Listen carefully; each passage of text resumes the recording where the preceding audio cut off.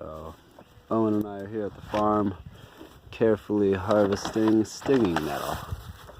Young stinging nettle is an amazing wild edible, high in a lot of nutrients, vitamin A and C, it's got calcium, it's even got a lot of protein in it, so super good meal.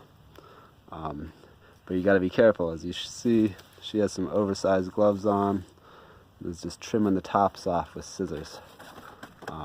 And you really want to cut just like the top two leaf pairs off, so like these two and those two.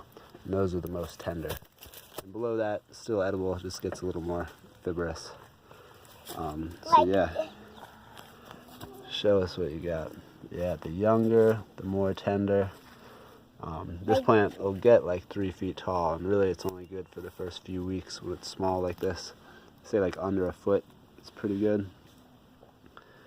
And yeah, identification, fairly easy. You touch it, it stings a little bit, or you look for these little spikes on the stem. You see it's got opposite branching leaves. Real hard to cut. Is the stem pretty hard to cut? Yeah.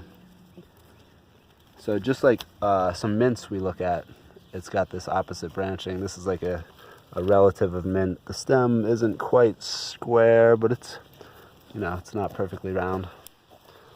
Here's a view from the top, so it sort of alternates. This stem even has these little hairs.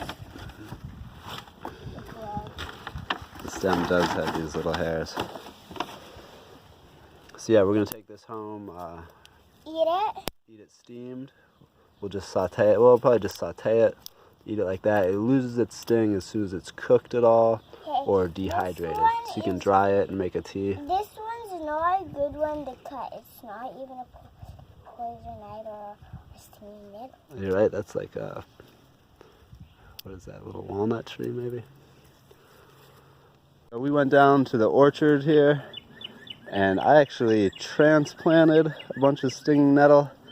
Maybe 20 plants, 40 plants along 50 feet, and put it in about 5 years ago, and it has spread profusely and taken over, which I'm really happy about. I think it took us about 10 minutes to harvest a grocery bag full of nettles. Yeah, a lot of nice patches here. But you need to be aware, if you do bring this onto your farm, it spreads. Unless you're going to mow around the area, it'll take over. And it grows in these pure stands like this. You know, there's a little bit of other weeds in there, but the nettles really dominate, which makes for easy harvesting. So yeah, stinging nettle, Urtica, dioica. It likes full sun. You often find it naturally growing like sort of near streams or the edges of a field.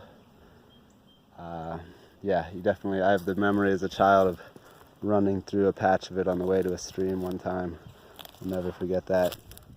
But yeah, think about planting some in a sunny corner somewhere.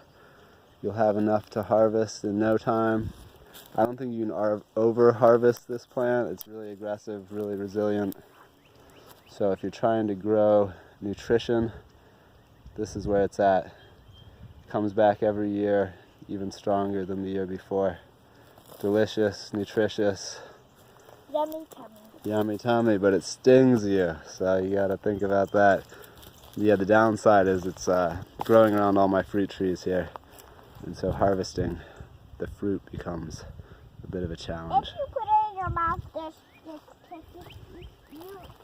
if you just picked it up,